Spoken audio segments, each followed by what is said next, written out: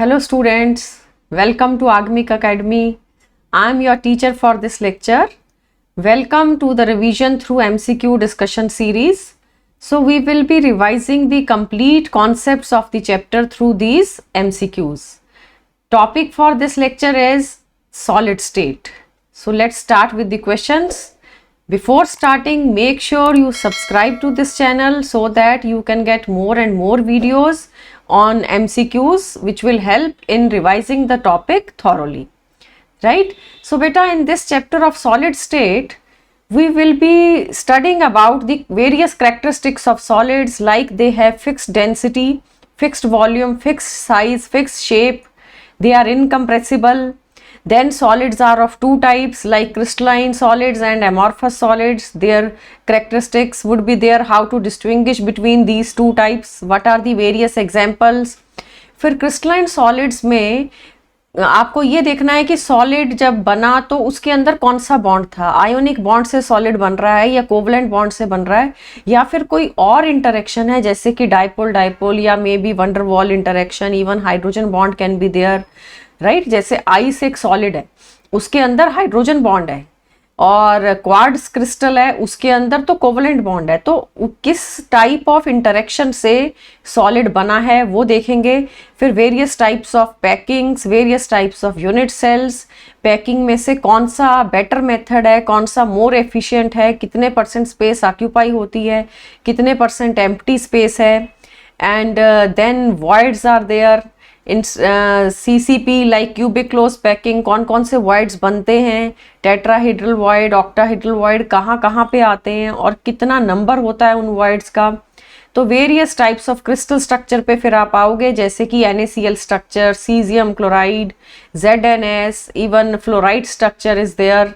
And in the last part of the chapter हम देखेंगे solids के अंदर कौन कौन से डिफेक्ट्स होते हैं, वो डिफेक्ट्स की वेरियस कैटेगरीज क्या हैं, डिफेक्ट्स हमारे लिए यूज़फुल है या नहीं, और सॉलिड कंडक्ट कैसे करता है, किस सॉलिड को हम कंडक्टर बोलते हैं, किसको इंसुलेटर बोलते हैं. तो ये सारे कॉन्सेप्ट्स हम रिवाइज करते हैं through these questions. Right, so let's start with question number 1. The first question is, which of the following is not a crystalline solid. Crystalline solid कौन सा नहीं है ये ढूंढना है. ठीक है, तो ऑप्शंस हैं KCl, then caesium chloride and then glass and rhombic sulphur. तो क्वेश्चन को सॉल्व करने से पहले जो नोट दिया है क्रिस्टलाइन एंड अमॉर्फस का वो देखो पहले. First point, internal arrangement of particles is regular. Regular arrangement है क्रिस्टलाइन के अंदर. पार्टिकल जिससे भी ये सॉलिड बना है उस पार्टिकल को बेटा कॉन्स्टिट्यूएंट पार्टिकल बोल दिया जाता है. कॉन्स्टिट्यूएंट पार्टिकल मतलब कि आयन से बना है या एटम से बना है या फिर किसी मॉलिक्यूल से बना है, तो जिससे भी बना है उसको हम कॉन्स्टिट्यूएंट पार्टिकल्स बोलते हैं. उन कॉन्स्टिट्यूएंट पार्टिकल्स का एक वेल डिफाइंड ऑर्डर होता है. बट यहाँ एमॉर्फस की तरफ आ जाओ, वहां पे इर्रेगुलर अरेंजमेंट होगा कॉन्स्टिट्यूएंट पार्टिकल का, फिक्स्ड ऑर्डर नहीं होगा, रेगुलर ऑर्डर नहीं होगा. इसमें रैंडम अरेंजमेंट आएगा एमॉर्फस के अंदर, बट फिर भी they have short range order. ये बात याद रखने की है कि लॉन्ग रेंज ऑर्डर तो क्रिस्टलाइन के अंदर है, एमॉर्फस में रैंडम अरेंजमेंट है. उस रैंडम अरेंजमेंट के बावजूद कुछ छोटे छोटे पॉइंट्स में आपको फिर भी ऑर्डर दिखता है, तो शॉर्ट रेंज ऑर्डर ऑब्जर्व होता है in amorphous solids. After that, second point is there is a regularity in the external form of the crystal. मतलब कि क्रिस्टलाइन को बाहर से देखो, उसका सिर्फ बाहर से शेप देखो तो भी आपको वहीं से आइडिया लग जाएगा कि रेगुलरिटी दिख रही है. और एमॉर्फस के अंदर in external form there is no regularity. Right, example amorphous का ग्लास है, प्लास्टिक है. जब जब आप एमॉर्फस की प्रॉपर्टीज पढ़ो तो प्लास्टिक एक सॉलिड है, आपके माइंड में आना चाहिए. ग्लास भी कहने को तो सॉलिड है, पर वेल डिफाइंड क्रिस्टल स्ट्रक्चर नहीं होता ग्लास का, जैसे NaCl का होता है, जैसे क्वार्ट्ज क्रिस्टल का होता है. Right, so sharp melting point crystalline का ही आएगा ऑब्वियसली, जिसके अंदर bond angles, bond lengths and well defined planes होंगे. उसी को मेल्ट करना मुश्किल है, उसी का मेल्टिंग पॉइंट शार्प बनेगा. दूसरे के पास लिखा है they do not have sharp melting points. Right, उसके बाद heat of fusion, they have characteristic heat of fusion मतलब कि amount of heat required to melt the crystal, right. 1 mole crystal लेके उसको मेल्ट किया जाता है, कितनी हीट देनी पड़ती है उसको हीट ऑफ फ्यूजन कहते हैं। तो क्रिस्टलाइन के अंदर करेक्टरिस्टिक वैल्यू होती है, करेक्टरिस्टिक मतलब फिक्स्ड वैल्यू है जो हीट आपको देनी पड़ेगी टू मेल्ट द क्रिस्टल। यहाँ पे एमॉर्फस में दे do not have characteristic heats of fusion, उनकी फिक्स्ड वैल्यू नहीं होती क्योंकि अरेंजमेंट फिक्स नहीं है एटम्स का, right? Coming to the next 5th point, in crystalline solids they give a sharp or regular cut if you are cutting with some knife से जब cut करोगे तो प्रॉपरली, क्योंकि प्लेन्स वेल डिफाइंड है अंदर, तो क्लीवेज भी ठीक से होता है, तो रेगुलर कट आता है। और एमॉर्फस में इरेगुलर कट आता है, मतलब कि क्रिस्टलाइन के अंदर शार्प कट, और जब इसको काटोगे तो ब्लंट कट आएगा। आप इमेजिन करके देख सकते हो, जब हम रबर को काटते हैं, जब हम प्लास्टिक को काटते हैं तो एजेस ब्लंट हो जाते हैं, शार्प नहीं रहते, राइट। उसके बाद मेन बात कि हम ट्रू सॉलिड किसको बोलेंगे, हम क्रिस्टलाइन वाले को ही ट्रू सॉलिड बोलेंगे क्योंकि उसका सब अरेंजमेंट ऑफ एटम्स फिक्स्ड है। एमॉर्फस को सूडो सॉलिड कहते हैं। सूडो का मतलब कि रियल सेंस में तो वो सॉलिड नहीं है, रियल सेंस में तो उसका क्रिस्टल स्ट्रक्चर वेल डिफाइंड नहीं है, एंड फिर भी वो देखने में सॉलिडिफाइड फॉर्म होती है तो उसको सूडो सॉलिड कह दिया जाता है। एक और बात, ये जो सूडो सॉलिड है इसके लिए हम सुपर कूल्ड लिक्विड ये टर्म भी यूज करते हैं। सुपर कूल्ड लिक्विड मतलब कि जैसे लिक्विड में कुछ वेल डिफाइंड ऑर्डर नहीं होता, उस लिक्विड को आपने लो टेम्परेचर करके कूल करके सॉलिडिफाई कर दिया, इस तरीके से ये एमॉर्फस सॉलिड्स दिखते हैं। अब मेन बात, लास्ट पॉइंट, जो क्रिस्टलाइन सॉलिड्स हैं दे आर एनआइसोट्रॉपिक एंड एमॉर्फस के अंदर लिखा है दे आर आइसोट्रॉपिक। ये क्या मतलब है, ये आपको ठीक से समझना पड़ेगा। काफी बार इंडिपेंडेंट क्वेश्चन भी आ जाता है, what do you mean by isotropic और what do you mean by anisotropic, ठीक है। तो देखो बेटा, आइसोट्रॉपिक क्या होता है। आइसोट्रॉपिक में हम क्या बोलेंगे, the solids which have physical properties like refractive index, electrical conductivity and thermal expansion etcetera, ये सॉलिड्स की प्रॉपर्टीज होती हैं, थर्मल एक्सपेंशन एटसेट्रा। तो ये जो फिजिकल प्रॉपर्टीज हैं they have same value if measured through different directions. If measured through different directions, अलग अलग डायरेक्शन से आप एक्स एक्सिस से मेजर करते हो, वाई एक्सिस से, फिर जेड एक्सिस से, जहां मर्जी से आप मेजर करो तो रिजल्ट सेम आएगा, सेम वैल्यू आती है, तो उसको आइसोट्रॉपिक कहते हैं। और एन आइसोट्रॉपिक में क्या होता है, जो एन आइसोट्रॉपिक है उसमें results of these properties will be different results, या कह लो different parameters through different directions. अलग अलग डायरेक्शन से जब हम मेजर करते हैं तो रिजल्ट अलग अलग आते हैं, different parameters through different directions. तो ये क्या होते हैं, an isotropic. An isotropic crystalline का प्रॉपर्टी है, और जो आइसोट्रॉपिक है वो एमॉर्फस का प्रॉपर्टी है। ऐसा क्यों होता है, एन आइसोट्रॉपिक का मतलब अलग अलग डायरेक्शन से अलग अलग रिजल्ट क्यों आते हैं, क्योंकि एक्स एक्सिस में कोई और एटम है, वाई में कोई और है, जेड में कोई और है, क्रिस्टल स्ट्रक्चर वेल डिफाइंड है, एक्स में कौन सा एटम रहेगा, वाई में कौन सा रहेगा, तो यहाँ पे अलग डायरेक्शन में एटम ही अलग है, तो रिजल्ट भी आपकी प्रॉपर्टी का अलग अलग आएगा। और आइसोट्रॉपिक जो है वो तो एमॉर्फस के अंडर आता है, तो वहाँ रेंडम अरेंजमेंट है, फिक्स्ड अरेंजमेंट तो किसी एटम का नहीं है, ना एक्स डायरेक्शन में, ना वाई में, ना जेड में, राइट। तो isotropic and isotropic main point. तो ये सारे पॉइंट्स माइंड में रखते हुए अगर हम अपनी ऑप्शंस पढ़ें, which is not a crystalline solid, तो बेटा KCl तो आयोनिक सॉलिड है, क्रिस्टल है, वेल डिफाइंड क्रिस्टल स्ट्रक्चर होगा इसका। K plus Cl negative, cation anion तो जहां पे भी देखें आप इमीडिएटली बोलो क्रिस्टलाइन है। फिर caesium chloride again crystalline, even rhombic sulphur is crystalline, sulphur के क्रिस्टल्स होते हैं well defined, and glass is a amorphous solid. तो सी पॉइंट आपका आंसर है। ये जो पॉइंट्स ऑफ डिफरेंस दिए हैं इनको पढ़ने से पहले एग्जाम्पल को माइंड में रखो। कहने का मतलब जब आप क्रिस्टलाइन के कोई भी प्रॉपर्टी पढ़ते हो तो NaCl आपके माइंड में रहना चाहिए, NaCl क्रिस्टल। जब आप एमॉर्फस सॉलिड पढ़ते हो तो आपके माइंड में ग्लास हो, प्लास्टिक हो, रबर हो, ये एग्जाम्पल्स हैं, right. Coming to the next question, question number 2, the major binding force of diamond, silicon and quartz is.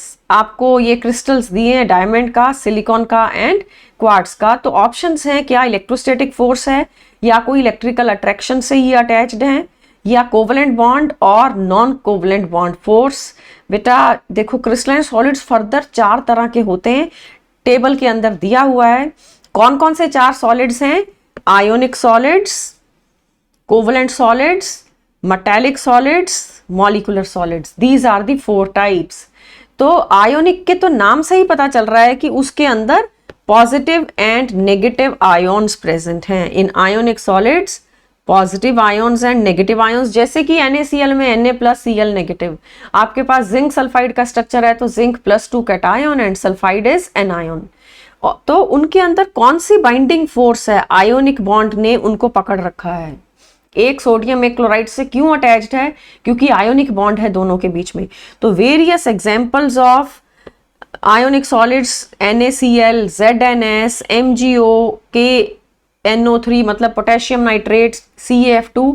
तो आयोनिक तो पॉजिटिव नेगेटिव चार्जेस से भी दिख जाता है, ठीक है। कोवलेंट सॉलिड बहुत इंपॉर्टेंट है। कोवलेंट के अंदर मेन एग्जांपल्स आती हैं बेटा, कौन कौन सी आ रही हैं? डायमंड, क्वार्ट्ज, सिलिकॉन, और पर्टिकुलरली ये तीनों ही हमारे क्वेश्चन में दी हुई हैं। डायमंड आप जानते हो 9th क्लास 10th क्लास में पढ़ते थे। डायमंड कार्बन का नेटवर्क है, each carbon is arranged in A tetrahedral manner. तो कार्बन ही है, एक कार्बन दूसरे कार्बन से आयनिक बॉन्ड से थोड़ी ना जुड़ेगा, वहां ना कार्बन के अंदर कोवलेंट बॉन्ड होता है, सो कोवलेंट सॉलिड है। इसी तरह silicon, one silicon atom is attached to another silicon atom again by covalent bond.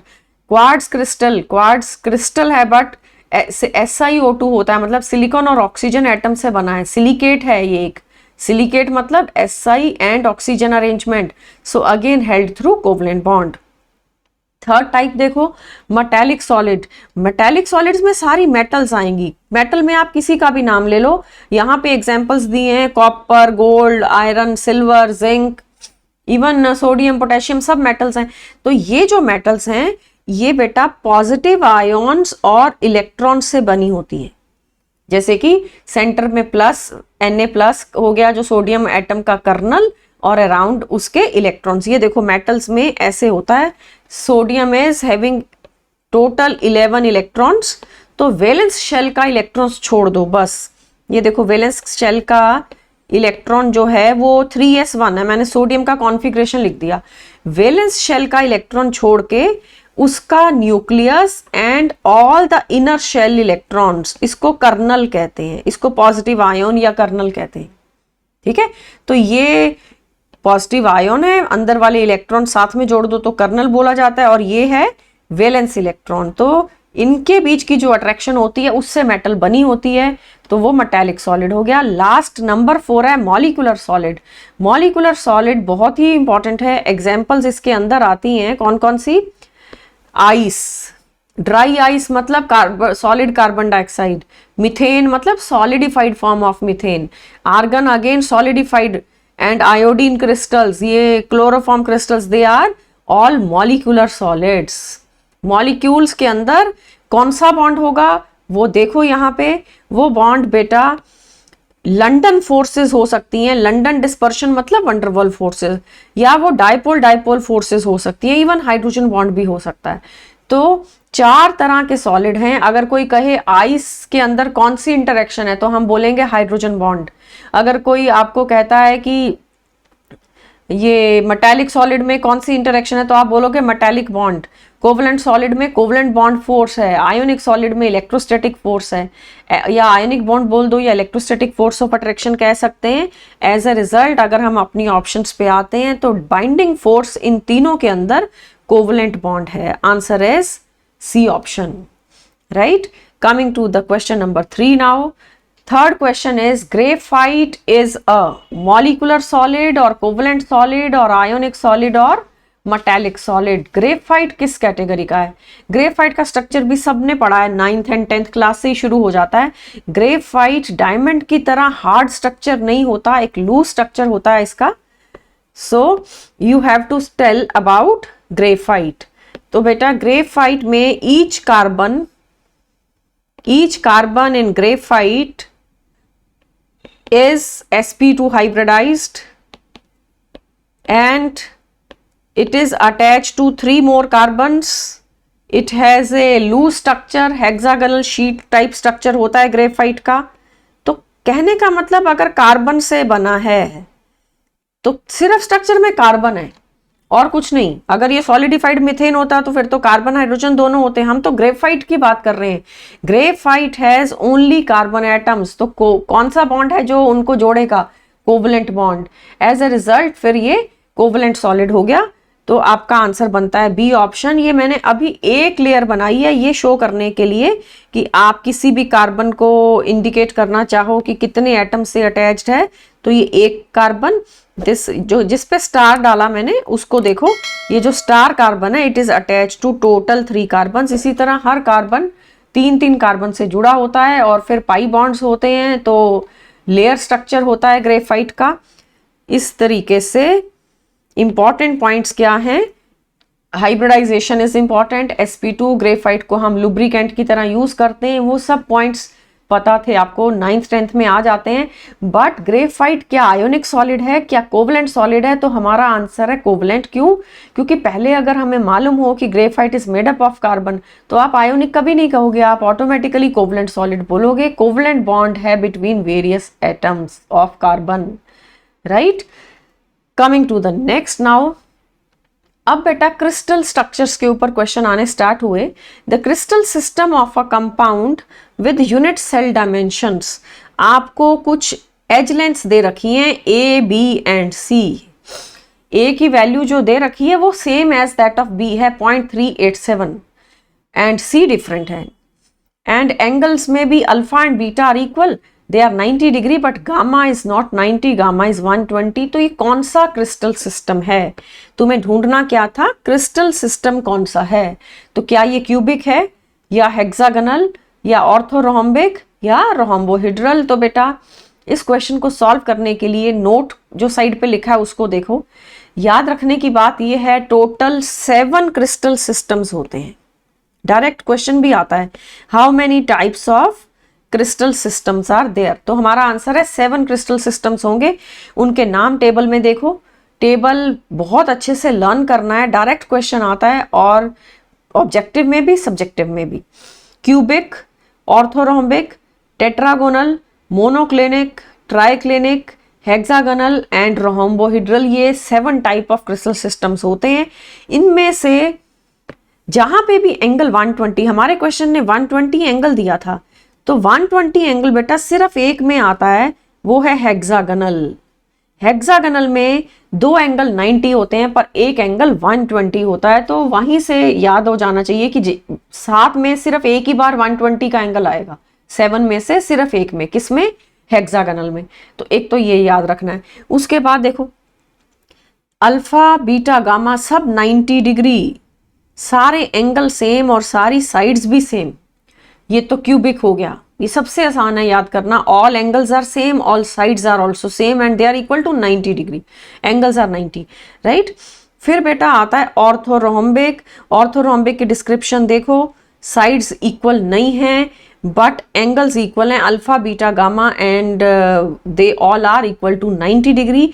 Match box तो सबने देखा है, मैच बॉक्स इस कैटेगरी को बिलोंग करता है which is orthorhombic, right. Match box में आप इमेजिन भी कर सकते हो साइड्स इक्वल नहीं होती, A B C all sides are different.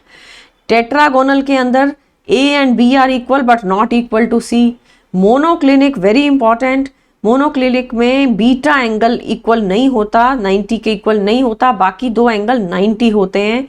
Triclinic तो मोस्ट अनसिमेट्रिकल है, ना तो कोई साइड इक्वल है ना ही कोई एंगल इक्वल है, उसको ट्राइक्लिनिक कहते हैं। एंड हेक्सागोनल के लिए बोला आपको कि दो साइड्स इक्वल, तीसरी अनइक्वल। रोम्बोहेड्रल में all sides are equal, all angles are equal, but they are not 90। तो एक तो टेबल की डिस्क्रिप्शंस आपको किसी भी कॉस्ट पे लर्न करनी पड़ेंगी, because we are getting direct questions on them. After that examples देखो। NaCl बहुत फेमस है कि NaCl का स्ट्रक्चर किस कैटेगरी को बिलोंग करता है, तो आपका आंसर होगा क्यूबिक। इसी तरीके से रोम्बिक सल्फर जो है वो ऑर्थोरोम्बिक के अंदर आता है। और भी एग्जाम्पल हैं, बट मेन एग्जाम्पल को मैं अंडरलाइन कर रही हूँ। उसके बाद monoclinic sulphur belongs to monoclinic crystal system, and borax powder is Na2B4O7 with 10 water. ये बोरेक्स पाउडर भी मोनोक्लिनिक कैटेगरी में है। ट्राइक्लिनिक में कॉपर सल्फेट है। बहुत बार कॉपर सल्फेट पे पूछ लिया जाता है कि कॉपर सल्फेट का जो क्रिस्टल है ये 7 में से किस कैटेगरी के अंडर आएगा, तो आंसर है triclinic. Even boric acid, even potassium dichromate, right. और हेक्सागोनल के अंदर कौन कौन से आते हैं, जिंक ऑक्साइड, और जो क्वार्ट्ज क्रिस्टल है वो रोम्बोहेड्रल है। कैल्शियम कार्बोनेट का जो कैल्साइट फॉर्म है दैट इज ऑल्सो रोम्बोहेड्रल। तो कुछ इंपॉर्टेंट एग्जाम्पल्स एंड टेबल का full description in terms of bond lengths, in terms of bond angles, that is to be done, very important. तो 7 crystal systems में आपको यहां given question के अंदर दिया था कि आपके पास एक एंगल है 120 और साइड्स बेटा हेक्सागोनल में A इक्वल टू B होता है, नॉट इक्वल टू C। क्वेश्चन ने यही तो दिया, A और B की वैल्यू इक्वल दी है, तो हमारा आंसर क्या बनता है, B option, hexagonal crystal system, right. तो क्रिस्टल सिस्टम इंपॉर्टेंट चीज है हमारे चैप्टर का। फिर आता है most symmetrical and most unsymmetrical crystal system. Most symmetrical ढूंढना है, मोस्ट अनसिमेट्रिकल ढूंढना है। तो वही टेबल जो अभी लास्ट स्लाइड पे आपने देखा, उसमें तुमने देखा था if sides are equal, A equal to B equal to C, alpha equal to beta equal to gamma equal to 90, मतलब इससे ज्यादा सिमेट्री तो आ ही नहीं सकती ना। सारी साइड्स इक्वल, सारे angle equal, all angles are 90। ये कौन सा क्रिस्टल सिस्टम है, ये क्यूबिक है। You have to learn this. Most symmetrical तो क्यूबिक होता है, और बेटा मोस्ट अनसिमेट्रिकल जो है वो ट्राइक्लिनिक होता है। ट्राइक्लिनिक में कोई भी साइड, कोई भी एंगल इक्वल नहीं होता। Alpha is not equal to beta, not equal to gamma, obviously none of them is 90, and sides भी इक्वल नहीं होती। मोस्ट सिमेट्रिकल, मोस्ट अनसिमेट्रिकल पे काफी बार क्वेश्चन पूछ लिया जाता है, तो हमारे क्वेश्चन ने पहले अनसिमेट्रिकल लिखा है, तो अनसिमेट्रिकल पहले लिखा है तो ट्राइक्लिनिक का नाम पहले आएगा। एज अ रिजल्ट आपका आंसर बनता है B option, triclinic is most unsymmetrical and cubic is most symmetrical. Clear? Coming to the next question now, it is question number 6। In a HCP arrangement, each atom at the corner contributes to the unit cell equal to। HCP का arrangement आपको दिया, HCP का unit cell help के लिए side पे बना रखा है नोट के अंदर। तो आपको पूछा जा रहा है कि जो कॉर्नर का एटम होगा, कॉर्नर एटम यूनिट सेल में कितना कंट्रीब्यूट करता है, क्या 1/2 या 1/8 और 1/6 और 1/4। तो आंसर हमारा कैसे है, पहले इस यूनिट सेल की डिटेल देख लो, फिर आंसर अपने आप मिल जाएगा। Coming to the unit cell of HCP, hexagonal close packing का ये यूनिट सेल ड्रॉ कर रखा है, ठीक है। तो देखो एटम कहाँ कहाँ पे हैं, एक ऊपर का फेज है, एक नीचे का फेज है। ऊपर एक हेक्सागन दिख रहा है और बॉटम पे भी आपको एक हेक्सागन दिख रहा होगा। तो बेटा ये जो एटम्स हैं जिनको मैंने ब्लू कलर से टिक किया, ये कॉर्नर के एटम्स हैं। These are the corner atoms. मैंने 6 पॉइंट्स पे टिक लगा दिया, 6 कॉर्नर्स हैं इस हेक्सागन के, और बॉटम की लेयर को देखो वहां पे भी 6 है, ठीक है। तो जो कॉर्नर का एटम होता है वो 1/6 कंट्रीब्यूट करता है। Corner atom in HCP has contribution equal to 1/6, और कॉर्नर के बाद ऊपर का फेस और नीचे का फेस के सेंटर पे भी ये एटम है। ये एटम मैं उसको ग्रीन कलर से सर्कल कर रही हूं। टॉप पे सेंटर है, बॉटम पे भी जो फेस था उसका सेंटर है। तो ये जो एटम है, फेस सेंटर के एटम कितना कंट्रीब्यूट करते हैं, 1/2। हम सारी डिस्क्रिप्शन HCP की कर रहे हैं। फिर बेटा बॉडी सेंटर पे भी एटम है। बॉडी सेंटर पे 3 एटम्स दिख रहे हैं। बॉडी सेंटर पे 3 एटम्स हैं, उनको हम हाईलाइट करें अगर, तो ये एक atom, this is the second one, this is the third one. ये जो 3 एटम्स हैं, ये कहीं भी, ये कोई कॉर्नर नहीं है जहां ये प्रेजेंट है उसको ठीक से देखो, वो कॉर्नर भी नहीं है, वो फेस सेंटर नहीं है, वो बॉडी के अंदर प्रेजेंट है। जब बॉडी के अंदर फुल एटम प्रेजेंट होता है तो फुल कंट्रीब्यूशन आती है, उसके ऊपर कंट्रीब्यूशन 1 आएगी। So we have written the contribution for corner position, for face centre and for body centre, right. अब काउंट कर लेते हैं टोटल नंबर ऑफ एटम्स। वैसे तो हमारा आंसर आ ही चुका है, हमें यही पूछा गया था कि कॉर्नर का एटम कितना कंट्रीब्यूट करता है, कंट्रीब्यूशन पूछा था। तो आपका आंसर क्या बना, 1/6, मतलब सी ऑप्शन। कॉर्नर पे 1/6 कंट्रीब्यूशन होती है, ये लिखा है मैंने 1/6। अब अगर आपको total number of atoms calculate करने हो, number of atoms in HCP। HCP में जब हमें एटम्स कैलकुलेट करने हैं तो हम क्या करेंगे, 12 तो हमने कॉर्नर ही देख लिए थे, 12 इंटू 1/6। 2 फेस सेंटर थे, वहां पे कंट्रीब्यूशन हाफ था, और 3 एटम्स बॉडी के अंदर प्रेजेंट थे, उनका कंट्रीब्यूशन फुल था। सो यहां मेंशन कर दें, ये 12 कहां से लिखा, कॉर्नर का एटम। ये 2 कहां से लिखा है, फेस सेंटर से। फेस सेंटर पे 2 एटम्स हैं, और बॉडी के अंदर विद इन बॉडी 3 एटम्स हैं। इस तरीके से जब आप इसको सॉल्व करते हो तो आपके पास आंसर 6 आ जाएगा। ये बेटा 2, ये 1, 3 और +3, total 6 atoms are there in the unit cell of HCP। याद रखने की बात है, इस क्वेश्चन में नहीं पूछा टोटल एटम, बट कभी भी पूछ सकते हैं। इस क्वेश्चन में तो सिर्फ कॉर्नर के एटम की कंट्रीब्यूशन पूछी थी। Question is clear I think to everyone. Coming to the next question number 7। If the fraction of space occupied in HCP is X and in FCC it is Y, then X is bigger than Y or X is smaller than Y or they are equal or uncertain, you can't say anything। देखो बेटा, HCP के अंदर जिसका नाम है hexagonal close packing, ठीक है, HCP के अंदर टोटल 74% स्पेस ऑक्यूपाई होती है। 74% स्पेस इज ऑक्यूपाइड। फिर हम आते हैं CCP में। CCP का नाम है cubic close packing, cubic close pack arrangement और क्यूबिक क्लोज पैकिंग। इसके अंदर भी 74% ही स्पेस ऑक्यूपाइड है। और एक बात, ये जो CCP है इसका यूनिट सेल मतलब single unit cell of CCP arrangement is FCC, face centred cubic unit cell.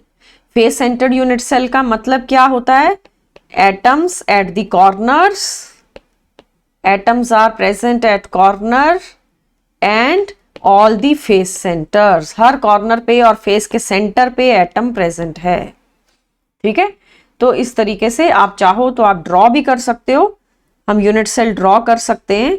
ये आपको FCC दिखाना है अगर, तो पहले क्यूब बनाओ, क्यूब के अंदर आप 12 एजेस शो करोगे। Every cube has 12 edges and there are 6 faces and 1 body centre, total 8 corners. ये देखो मैंने 8 कॉर्नर्स पे एटम लगा दिया एंड 6 फेस सेंटर। ये एक face centre, second, third, fourth, 4 तो साफ साफ दिख रहे थे। ये वाला जो है ये 5th और ये 6th, मतलब front side and back side वाले 5th एंड 6th कर दिए। एज अ रिजल्ट याद क्या रखना है कि जो सीसीपी अरेंजमेंट होता है उसके यूनिट सेल का नाम एफसीसी है। तो एफसीसी या बोल दो या सीसीपी बोल दो, एक ही बात है। तो दोनों का पैकिंग फ्रैक्शन बेटा सेम होता है, एचसीपी का भी 74 और सीसीपी का भी 74। एज अ रिजल्ट फिर आपका आंसर क्या बनता है, x is equal to y. C option is your answer. Packing fraction दोनों में सेम है, fraction of space occupied is same in both of them. Let's come to the next question. Question number 8, percentage of space free space in body centred cubic unit cell. क्या क्या given है आपको, body centred cubic unit cell आपको given है, उसमें कितनी free space होती है ये बताना है। ठीक है, तो याद रखिए packing fraction of BCC is 0.68। 0.68 मतलब 68% of the space, 68% of the space is occupied by the atoms। अगर 68% एटम्स ऑक्यूपाई करते हैं तो इसका मीनिंग क्या हुआ, 32% इज द एम्प्टी स्पेस। तो एम्प्टी स्पेस है 32%। एज अ रिजल्ट आपका आंसर बनता है डी ऑप्शन। ठीक है, तो बेटा याद रखने के लिए हम मेंशन कर देते हैं यहां सिंपल क्यूबिक जो होगा, सिंपल क्यूबिक अरेंजमेंट, उसके अंदर 52.4% स्पेस ऑक्यूपाइड होती है।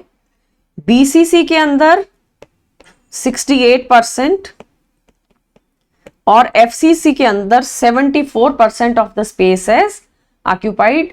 This is occupancy. तो 100 से माइनस करोगे तो फिर आपको एम्प्टी स्पेस का वैल्यू मिल जाएगा। ऑक्यूपेंसी याद रखो। This question was on, question number हमारा कौन सा चल रहा है, क्वेश्चन नंबर 8। ये क्वेश्चन है कि फ्री स्पेस बतानी है, कितनी है बीसीसी में, तो 32% is the free space. Is it clear? तो तीनों का याद भी रखना है, बीसीसी के अलावा एफसीसी का भी, एफसीसी के बाद सिंपल क्यूबिक, सबकी परसेंटेज ऑक्यूपेंसी हमें याद होनी चाहिए। Coming to the next question now, देखते हैं बेटा question number 9। If Z is the number of atoms in the unit cell that represents the closed packing sequence ABC, then the number of tetrahedral voids in the unit cell is equal to। तो आपको ABC arrangement given है, उसके अंदर कितने tetrahedral voids हैं ये बताना है। ठीक है, तो ABC means it is CCP arrangement. पहले तो ये सबसे पहले पता होना चाहिए कि ABC अरेंजमेंट कौन सा है। ये बेटा सीसीपी अरेंजमेंट है। तो सीसीपी अरेंजमेंट में एटम्स कितने होते हैं एक यूनिट सेल में, it is 4। In CCP arrangement there are 4 atoms in 1 unit cell. तो एक के अंदर 4 एटम होंगे एक यूनिट सेल के अंदर। और क्वेश्चन ने कहा कि लेट्स से कि Z एटम्स हैं, है ना, ऐसा बोला है ना, if Z is the number of atoms. अगर Z एटम्स हैं तो आपको बताना है टेट्राहीड्रल वॉइड्स कितने होंगे, क्या वो भी Z होंगे या 2Z या Z/2 या Z/4। तो आपके लिए पहले ऑप्शंस को बाद में देखो, पहले ये डायग्राम को देखो बेटा। टेट्राहीड्रल वॉइड्स दिखाए हुए हैं फर्स्ट वाली डायग्राम में। टेट्राहीड्रल वॉइड्स जहां जहां T डला है वहां टेट्राहीड्रल वॉइड है। You can see there are 8 tetrahedral voids. ठीक है, टेट्राहीड्रल वॉइड बनता है बाय टचिंग ऑफ 4 एटम्स। तो 8 जगह पे ये T डाला हुआ है। टेट्राहीड्रल वॉइड्स कहां प्रेजेंट होते हैं, बॉडी डायगोनल के ऊपर। टेट्राहीड्रल वॉइड्स को मैंने TD लिख दिया।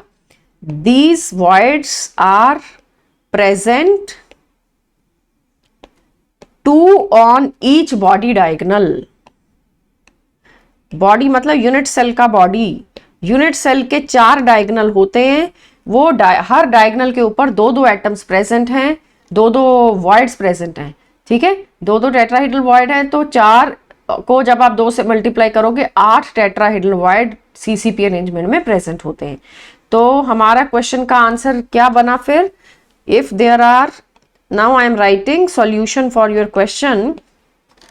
If there are Z atoms, then Z atoms in CCP, तो tetrahedral void will be 2Z. 2Z will be the tetrahedral voids. क्योंकि अभी अभी डायग्राम में हमने देखा एटम्स तो 4 होते हैं.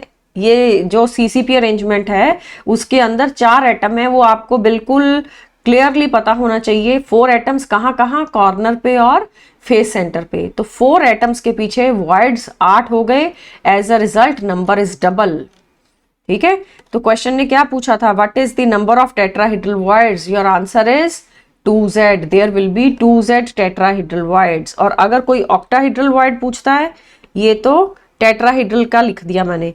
अगर ऑक्टाहेड्रल वॉइड पूछे जाए तो 4 एटम के पीछे बेटा ऑक्टाहेड्रल वॉइड भी 4 होते हैं. ऑक्टाहेड्रल वॉइड कहाँ कहाँ है मैं अभी डायग्राम में दिखाऊंगी, पहले आप याद रखो.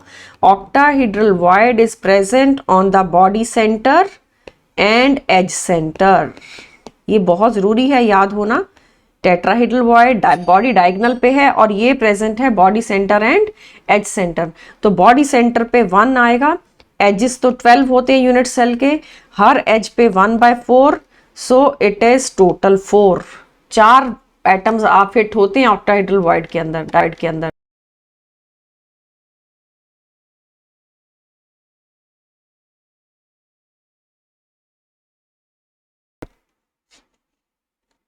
ऑक्टाहेड्रल वॉइड को देखो हमने कहाँ कहाँ पे लगाया? 12 एज के सेंटर्स पे. ये देखो आपको नंबर अगर डाल के दिखाया जाए तो ये first edge, second edge, third, fourth edge, this is the fifth edge, then you have sixth edge, ये 6 कर लो, ये 7, 8, 9, 10, 11 एंड ये वाला 12 एजेस हैं टोटल.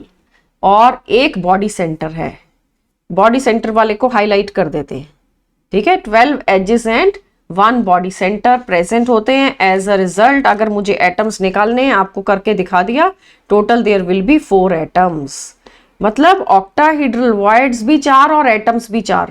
तो नंबर ऑफ ऑक्टाहेड्रल वॉइड कोई पूछेगा तो 4 के पीछे 4, Z के पीछे Z, 100 के पीछे 100. बट टेट्राहेड्रल वॉइड्स डबल होते हैं. टेट्राहेड्रल वॉइड्स 2Z होते हैं. तो आपका आंसर बनता है बी ऑप्शन. आपके क्वेश्चन ने ऑक्टाहेड्रल नहीं पूछा था, सिर्फ टेट्राहेड्रल पूछा था आपको, बट लर्न दोनों का करना है, टेट्राहेड्रल का भी और ऑक्टाहेड्रल का भी. Coming to question number 10.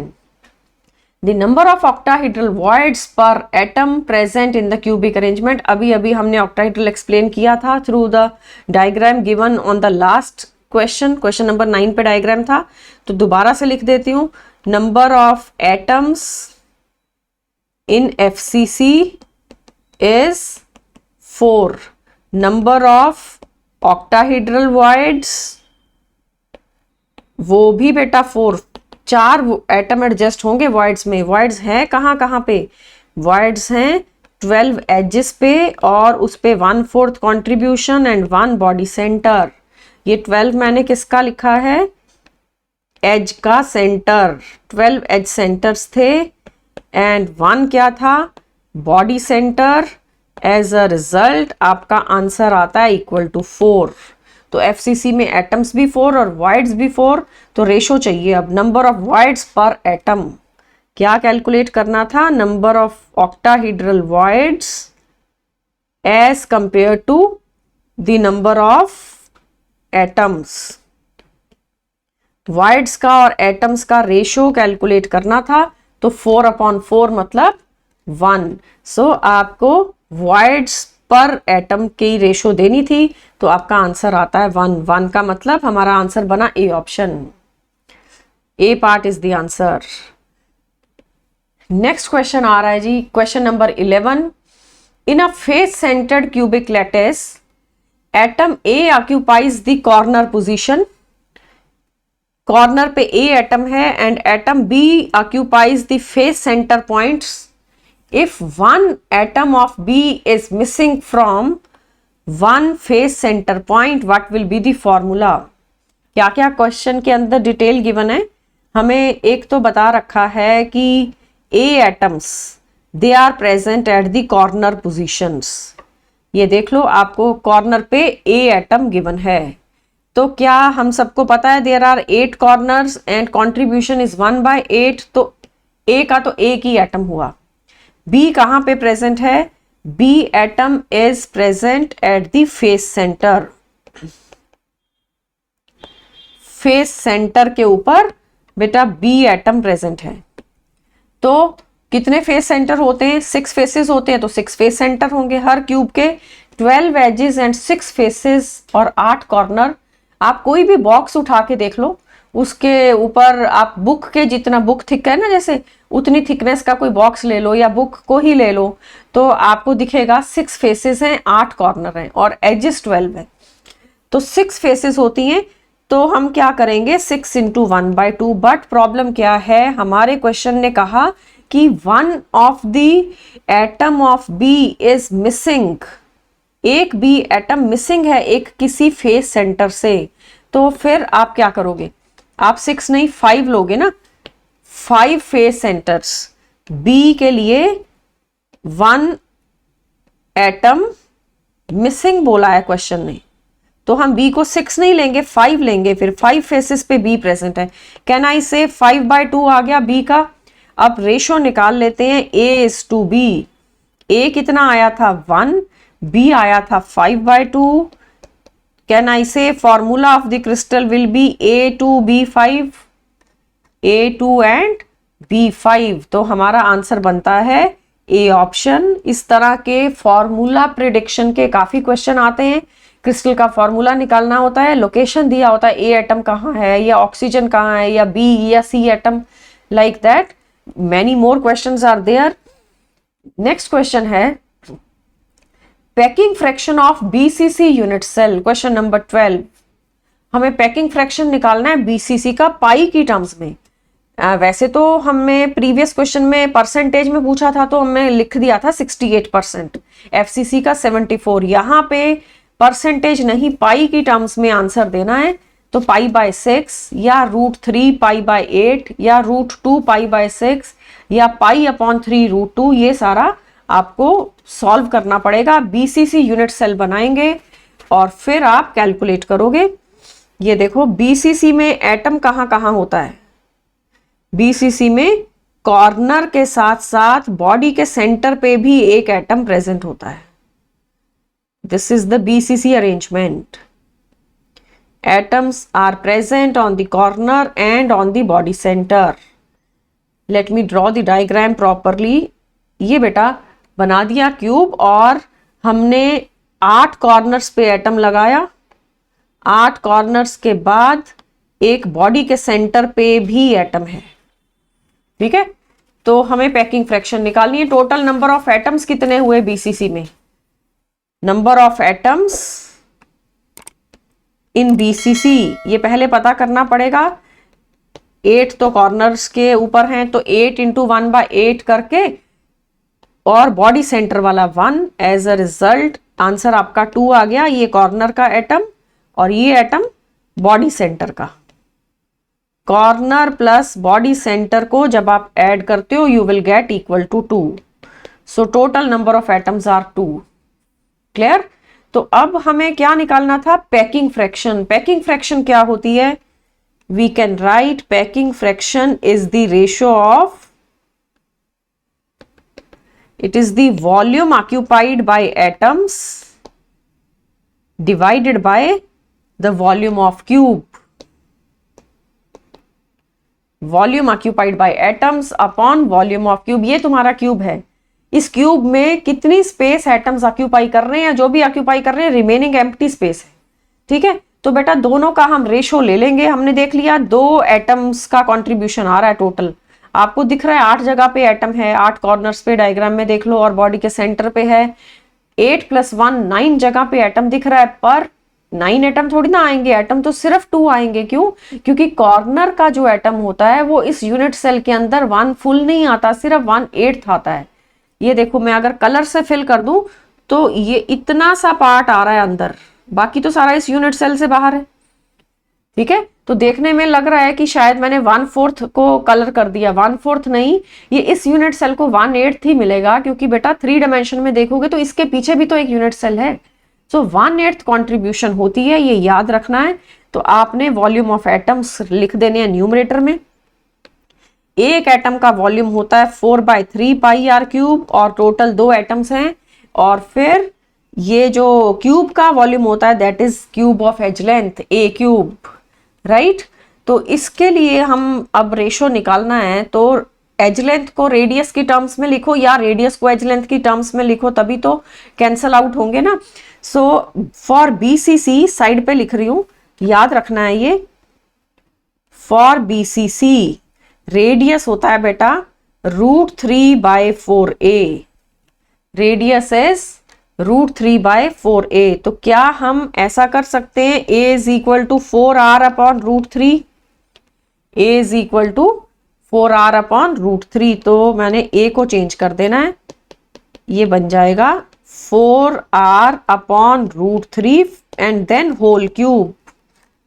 Whole cube, अब आप इसको सॉल्व करो। r³ से r³ कैंसल आउट हो जाएगा, r³ कैंसल्ड आउट, एंड बाकी टर्म्स को अगर आप सॉल्व करते हो तो ये बनता है √3π/8, 3π/8। तो हमारा आंसर बनता है बी ऑप्शन। 8 रूट से बाहर है, रूट के अंदर पाई भी नहीं है, सिर्फ √3 है, ये √3π/8। आप चेक करिए अपना यहाँ कैलकुलेशन से, √3π/8 आएगा, 4 कैंसल हो रहा है, तो आप सिंप्लीफाई करना है अगर, तो ये 2 × 4/3π, और डिनोमिनेटर को क्या बनाएंगे, 4 का क्यूब करोगे तो 64, और 64/3 का भी क्यूब कर दिया, 3√3, तो उसको हम सिंप्लीफाई करेंगे, √3π/8 आएगा।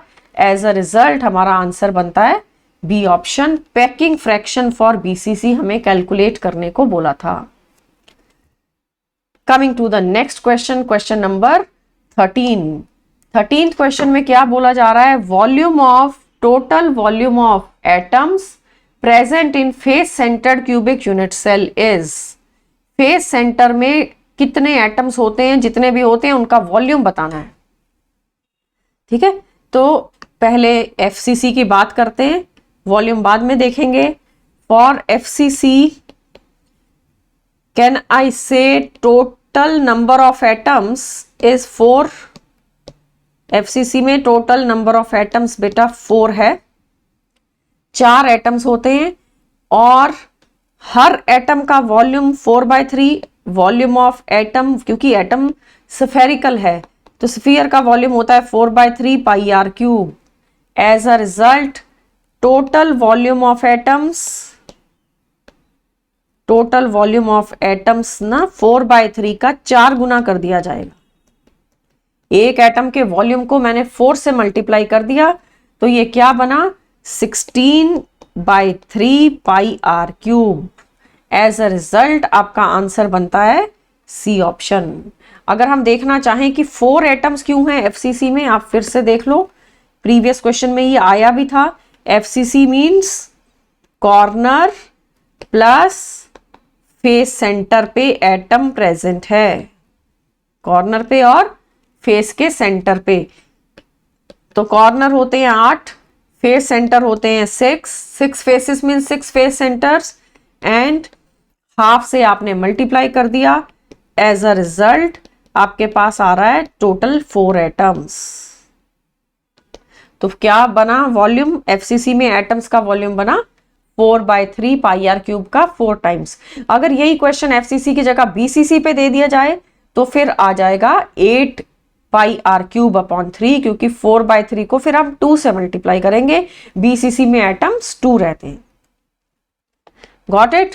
Coming to the next now, question number 14th question में क्या है, if a represents the edge length of the unit cell and you are given simple cubic, you are given body centered cubic and face centered cubic, 3 तरह के हमें unit sales दिए हैं। क्या calculate करना है, ratio of radii of spheres of 3 unit sales.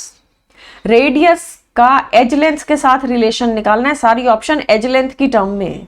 ए तो edge length है ना, सिंपल क्यूबिक का एज लेंथ हमें ए दिया, बॉडी सेंटर का भी ए दे दिया और एफसीसी का भी ए दे दिया। तीनों डायग्राम आप नोट में देखो, यूनिट सेल्स मैंने ड्रॉ करके रखे हैं यहाँ। तो बेटा सिंपल क्यूबिक के लिए बात करते हैं, पहले रेडियस कैलकुलेशन के लिए आते हैं। सिंपल क्यूबिक में आप ऐसा करो, ये वाले 2 एटम्स कंसिडर कर लो, ए और बी जिनके नाम लिखे हुए हैं, ए और बी, ठीक है। ये बात याद रखनी है, सिंपल क्यूबिक में जो ऑल कॉर्नर एटम्स, मैं अभी डेरिवेशन कराने वाली हूं बट इंपॉर्टेंट पॉइंट उससे पहले, in simple cubic unit cell, in simple cubic unit cell all the corner atoms touch each other. जितने भी कॉर्नर के एटम हैं सारे 8 के 8 आपस में टच करते हैं। All the corner atoms touch each other, मतलब एक दूसरे के नेबर्स हैं वो, दे टच ईच अदर। अब आप देखो ये कॉर्नर के एटम्स, 8 कॉर्नर्स पे एटम है, मैंने आपको ए और बी देखने को बोला है, तो ए का नियरेस्ट नेबर बेटा बी है और बी का नियरेस्ट नेबर ए है, ठीक है। सारे ही एटम्स इक्वल डिस्टेंस पे प्रेजेंट है सिंपल क्यूबिक में, तो कोई फर्क ही नहीं है। तो nearest neighbour distance, nearest neighbour distance अगर हमें कैलकुलेट करना हो, नियरेस्ट नेबर डिस्टेंस होता है स्मॉल डी और वो बेटा एज लेंथ के इक्वल है। Nearest neighbour distance is edge length. तो एक ए एटम का रेडियस और एक बी एटम का रेडियस एज लेंथ के ऊपर आ रहा है, तो कितने रेडियस आ रहे हैं एज लेंथ के ऊपर? Can I say 2 radii are there on the edge length. As a result अगर मुझे रेडियस को एज लेंथ की टर्म में एक्सप्रेस करना है तो ये a/2 हो जाएगा for simple cubic. Simple cubic में याद रखने की बात क्या थी, नियरेस्ट नेबर कौन है? नियरेस्ट नेबर कॉर्नर का एटम है। एक कॉर्नर दूसरे कॉर्नर से कितना दूर है? जितनी एज लेंथ है। Nearest neighbour distance is edge length, right. Corner के एटम आपस में टच करते हैं, तो हमें एक आंसर तो मिल गया सिंपल क्यूबिक का। उसके बाद हम एफसीसी का करेंगे, फिर आएंगे बीसीसी पे। एफसीसी का ये डायग्राम गिवन है, ये एफसीसी का है। अब एफसीसी में कॉर्नर वाले एटम टच नहीं करते, ये याद रखो। कॉर्नर के एटम दूर हो जाते हैं, क्यों? क्योंकि हर फेस के सेंटर पे एटम आ गया। आप ऐसे इमेजिन करो जैसे हर फेस के सेंटर पे एक बॉल रख दी है, एटम स्फेरिकल है बॉल की तरह, ठीक है। तो बॉल रख दी आपने फेस के सेंटर पे। ये चेक करते हैं हम, कलर में लगा रही हूं रेड वाला। तो बेटा ए एटम को देखो और आप बी एटम को देखो। अब ये नेबर्स हैं, ना कि ए और डी। ए और डी भी नेबर हैं, पर हम नियरेस्ट नेबर ढूंढ रहे हैं। नियरेस्ट नेबर का मतलब क्या होता है? जैसे कि आपके घर का नंबर 235 है तो 236 इज योर नियरेस्ट नेबर। 234 भी आपका नियरेस्ट नेबर है। 238 नियरेस्ट नेबर नहीं है, वो नेबर है। हमें नियरेस्ट नेबर चाहिए, ठीक है। तो हम एफसीसी की बात कर रहे हैं। एफसीसी में ए एटम को देखेंगे तो वो सबसे ज्यादा पास किसके ऊपर आ रहा है? बी के ऊपर। A and B are nearest neighbours, right. तो ए और बी नियरेस्ट नेबर है। मैं एफसीसी का डायग्राम यहां दोबारा बना देते हैं। एफसीसी की डेरिवेशन करनी है और फिर बीसीसी भी करनी है, क्योंकि क्वेश्चन ने तीनों पूछे हैं। ये प्रीवियस ईयर क्वेश्चन है। ये देखो बेटा, ये मैंने बना दिया एक एफसीसी अरेंजमेंट। एफसीसी सबको क्लियर दिखना चाहिए। तो एफसीसी में एटम कहां कहां पे प्रेजेंट है? कॉर्नर्स के ऊपर है और फिर फेस के सेंटर में 6 फेसेस हैं। तो मैं आपको एक ही फेस दिखा रही हूं ताकि कंफ्यूजन ना रहे। हम सारे 6 फेसेस पे एटम लगा देंगे तो फोकस फिर एक पे नहीं रहेगा। तो आप ये कॉर्नर का एटम ले लो और ये फेस का सेंटर ले लो। ये पॉइंट एज लेंथ ए और बी लिया मैंने, ये सी पॉइंट लिया, ए बी सी। तो ये जो है ना नियरेस्ट नेबर डिस्टेंस, पहले तो देखो नियरेस्ट नेबर्स वो हैं जिनको हमने ग्रीन कलर से टिक किया है, ठीक है। तो nearest neighbour distance is half of A C. A C by 2 मैंने कर दिया, ये नियरेस्ट नेबर डिस्टेंस बन गया। तो ए सी का वैल्यू कितना है? ए सी पाइथागोरस थ्योरम लगाओ, ए बी सी ट्रायंगल ले लो, For triangle ABC, can I calculate AC square is equal to AB square plus BC square through Pythagoras theorem? Can I write like this? तो AC बन गया under root of AB square plus BC square. AB तो edge length है, BC भी edge length है, तो A square ऐसे करके आपने AC का वैल्यू निकाल लिया which is √2 of A. AC कितना आ गया? √2A. और नियरेस्ट नेबर डिस्टेंस चाहिए था, D is equal to under root 2A upon 2. As a result nearest neighbour distance आ चुका है in terms of edge length. Can I write like this? Nearest neighbour distance इस तरह से तुमने कैलकुलेट किया. अब दोबारा देखो डायग्राम, ये जो ग्रीन कलर से टिक करे हुए थे ये नियरेस्ट नेबर्स थे. यहां पे बेटा एक रेडियस एक का और एक रेडियस सेंटर वाले का आपस में टच कर रहे हैं. ये सिचुएशन होता है. ये अगर फेस सेंटर है तो इस तरीके से एटम्स टच करते हैं. ये रेडियस मैंने कॉर्नर वाले का, और जो फेस के सेंटर में प्रेजेंट था ये उसका रेडियस बना दिया. इस तरह आपस में टच करते हैं. ये फेस सेंटर और ये फिर दूसरा कॉर्नर. ये मैंने आपको फेस डायगोनल दिखाया है. फेस डायगोनल, ये पॉइंट आपका A था और ये पॉइंट C था. ठीक है, तो नियरेस्ट नेबर डिस्टेंस था हाफ ऑफ AC, और उस नियरेस्ट नेबर डिस्टेंस पे D के ऊपर 2 रेडियस आ रहे हैं एटम्स के. एज अ रिजल्ट अगर D है A बाय √2 तो R हो गया half of D. Hence R becomes, D की जगह ये वैल्यू पुट कर दो. D की जगह आप क्या लिख दोगे? A upon √2. A अपॉन √2, फिर डिनोमिनेटर में भी एक 2 आ रहा है, तो हमारा आंसर आया radius is equal to A upon 2√2. Radius is A upon 2√2. देखो पहले तुमने ये रेडियस कैलकुलेट किया था किसके लिए? सिंपल क्यूबिक के लिए. अब मैंने रेडियस कैलकुलेट कर दिया FCC के लिए. FCC का रेडियस ये आ रहा है कितना? A upon 2√2. It is A upon 2√2. Next हमें करना है फॉर BCC. BCC पे आते हैं. डायग्राम पहले हेडिंग लिख लूं BCC. क्वेश्चन ने तीनों के लिए बोला था. कौन कौन से 3 दिए थे क्वेश्चन ने? Simple cubic, body centred and face centred. Right, तो अब हमारे पास BCC का डिटेल पेंडिंग है ना. तो BCC का डायग्राम देखो.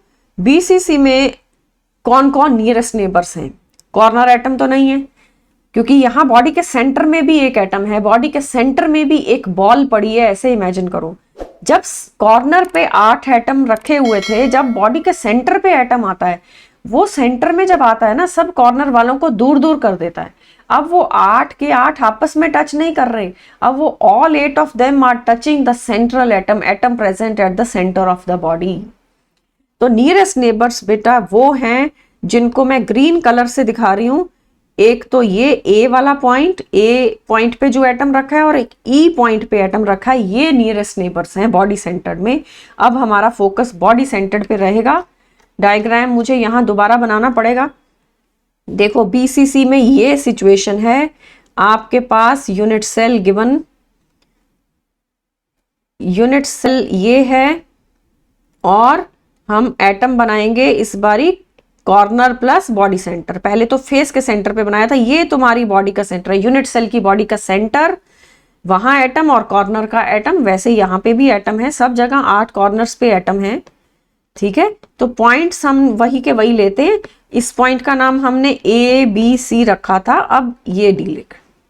एक पॉइंट और लेना पड़ेगा, क्योंकि अब हम ये वाला ट्राइंगल कंसिडर करेंगे. अब ये बेटा नियरेस्ट नेबर डिस्टेंस है. ये नियरेस्ट नेबर्स हैं जो कॉर्नर प्लस सेंटर वाला.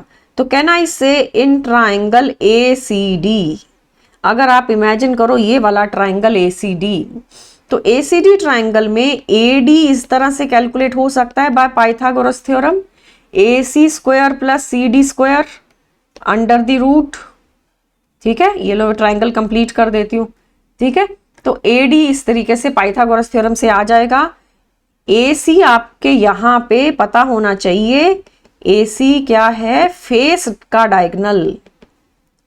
AC इज फेस डायगोनल, और जो AD है वो बॉडी डायगोनल है. यूनिट सेल की बॉडी का डायगोनल AD है और एक फेस का डायगोनल है AC। तो AC अभी कैलकुलेट किया था हमने, AC का वैल्यू आया था √2a और CD तो एज लेंथ है वो A है। एज अ रिजल्ट जब आप AD कैलकुलेट करोगे AD will come out to be equal to √3a। आपको चाहिए nearest neighbour distance. Nearest neighbour distance BCC में है हाफ ऑफ AD, क्योंकि ये जिनको ब्लू कलर से टिक किया वो नियरेस्ट नेबर्स हैं।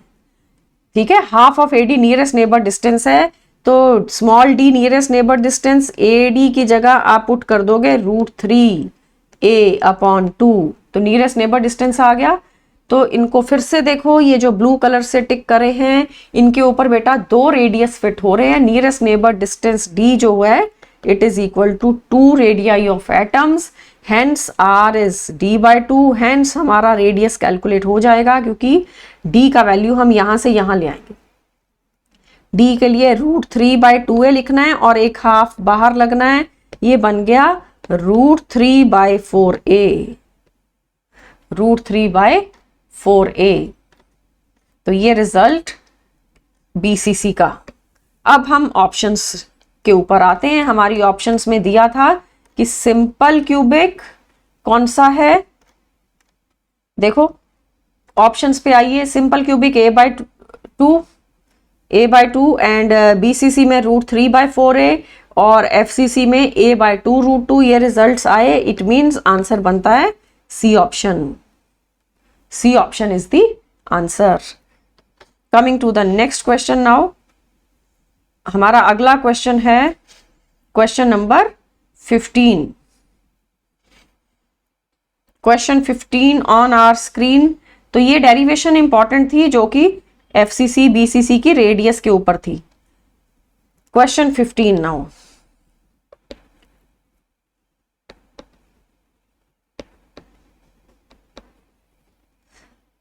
Sodium metal crystallizes in BCC lattice with edge length. Find out the radius of sodium atom. अभी जो डेरिवेशन करी उसके साथ लिंक्ड क्वेश्चन है, BCC अरेंजमेंट दिया है।